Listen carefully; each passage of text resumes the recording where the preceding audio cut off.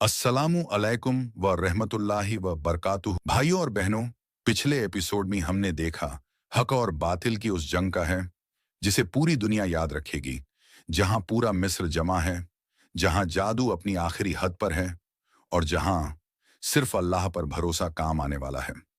आज इस एपिसोड 5 में हम देखेंगे कैसे मिस्र पर अल्लाह का कहर टूटेगा, कैसे एक एक नेमत आजाब बनेगी और कैसे फिरौन समंदर की लहरों में डूब जाएगा।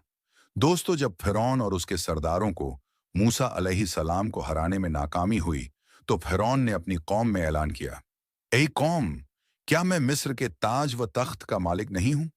मेरी हुकूमत के कदमों के नीचे ये नहरें बह रही हैं। क्या तुम मेरे इस जलाल को नहीं देखते? अब बताओ, क्या मैं बुलंद अवबाला हूं या जिसको ना इज्जत नसीब और जो बात भी साफ न कर सकता हो? अगरचे अपने खुदा के यहां इज्जत वाला है, तो क्यों उस पर आसमान से सोने के कंगन नहीं गिरते या फरिश्ते ही उसके सामने पर बांध कर खड़े नहीं होते?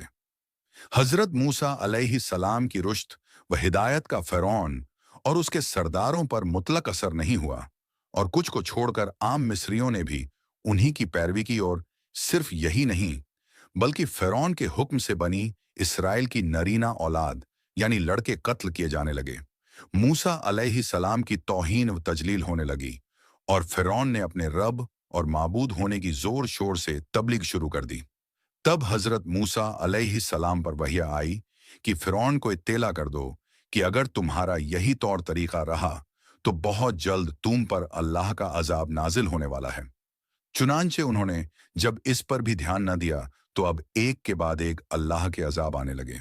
ये देखकर फिरौन और उसकी कौम ने यह तरीका अख्तियार किया कि जब अल्लाह का अजाब किसी एक शक्ल जाहिर होता तो फिरौन और फिरौन की कौम हजरत मूसा से वायदा करने लगती, अच्छा, हम ईमान ले आएंगे, तू अपने खुदा से यह दुआ कर कि यह अजाब जाता रहे। और जब वह अजाब जाता रहता तो फिर सरकशी और नाफरमानी पर उतर आते। फिर अजाब जब दूसरी शक्ल में आता तो कहते कि अच्छा, हम बनी इसराइल को आज़ाद करके तेरे साथ रवाना कर देंगे। दुआ कर कि यह अजाब खत्म हो जाए। और जब हजरत मूसा अलैहिस्सलाम की दुआ से उनको फिर मोहलत मिल जाती और अजाब खत्म हो जाता, तो फिर उसी तरह मुखालफत पर उतर आते और इस तरह अल्लाह की ओर से अलग अलग किस्म के निशान जाहिर हुए और फिरौन की कौम को बार बार मोहलत दी जाती रही।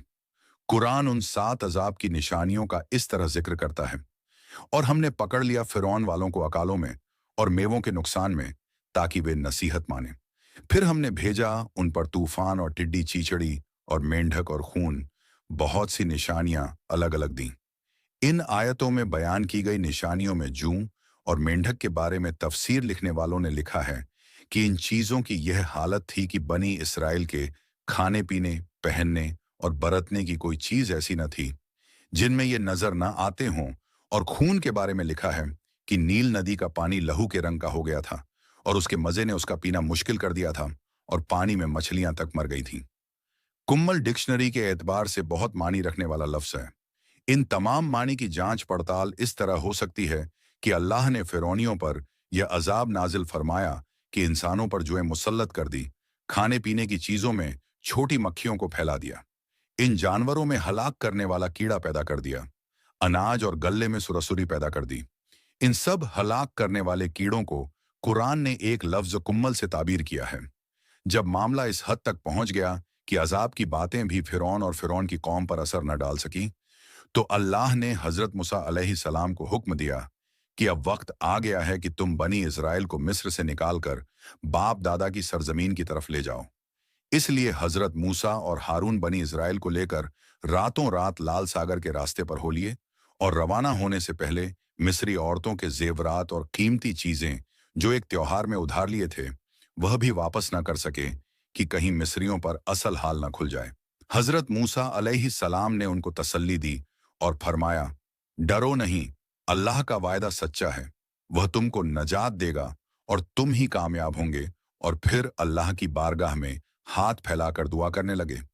अल्लाह की वस्य ने मूसा को हुक्म दिया कि अपनी लाठी को पानी पर मारो ताकि पानी फटकर बीच में रास्ता निकल आए। चुनांचे मूसा ने ऐसा ही किया। जब उन्होंने समुद्र पर अपना आसा लाठी मारा तो पानी फटकर दोनों तरफ दो पहाड़ों की तरह खड़ा हो गया और बीच में रास्ता निकल आया और हजरत मूसा अलैहि सलाम के हुक्म से तमाम बनी इसराइल उसमें उतर गए और सूखी जमीन की तरह उससे पार हो गए। फिरौन ने यह देखा तो अपनी कौम से मुखातब होकर कहने लगा, यह मेरी करिश्मा साजी है कि बनी इज़राइल को तुम जा पकड़ो, इसलिए बढ़े चलो। चुनांचे फिरौन और उसकी पूरी फौज बनी इज़राइल के पीछे उसी रास्ते पर चल पड़ी।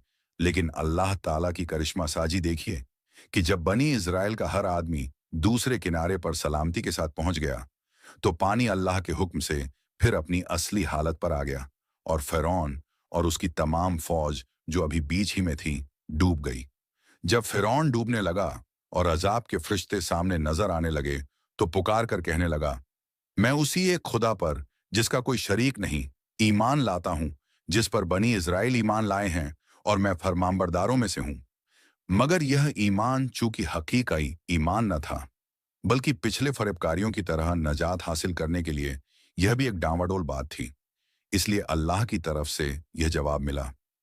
अब यह कह रहा है, हालांकि इससे पहले जब इकरार का वक्त था उसमें इनकार और खिलाफ ही करता रहा, और हकीकत में तू फसाद पैदा करने वालों में से है।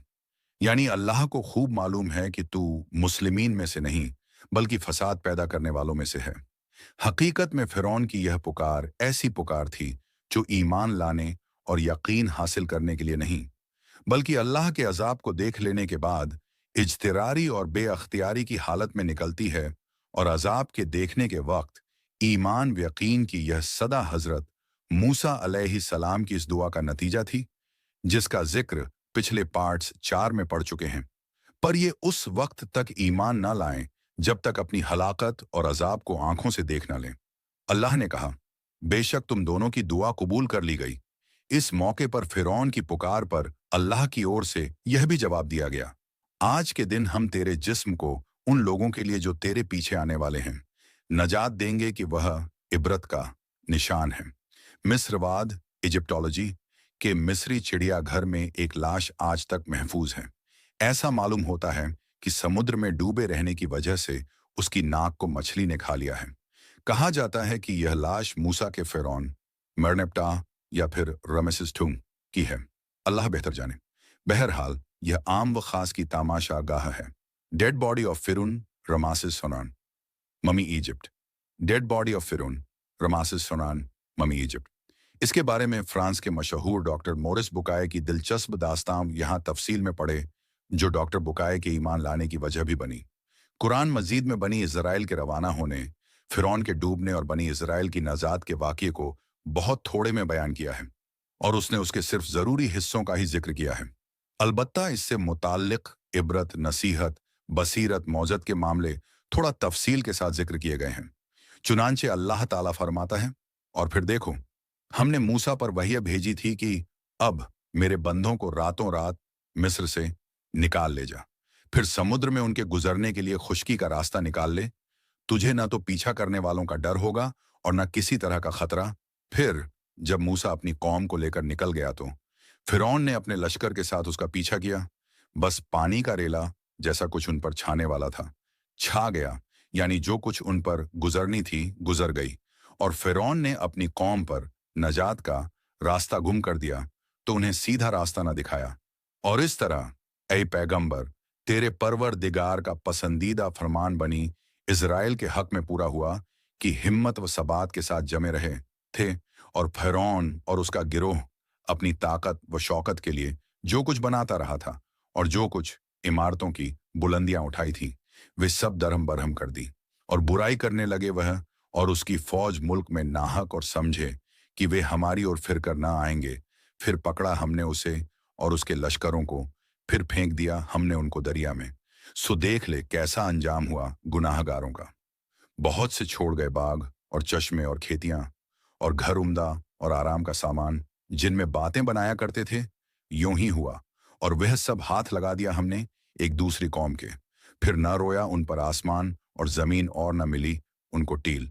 दोस्तों, कुरान ए मजीद साफ कहता है कि लाल सागर में फिरौन के डूबने और मूसा के नजात मिलने का यह वाकया मूसा की तायद में एक बड़ा ही शानदार मौजा था, जिसने मादी करमानियत और सामान्य इस्तबदादियत को एक लम्हे में हराकर मजलूम कौम को जालिम कौम के पंजे से नजात दिलाई। वल्लाहु अला कुल्ली शईन कदीर। और हमने मूसा और उसके तमाम साथियों को नजात दी, फिर दूसरों को यानी उनके दुश्मनों को डुबो दिया।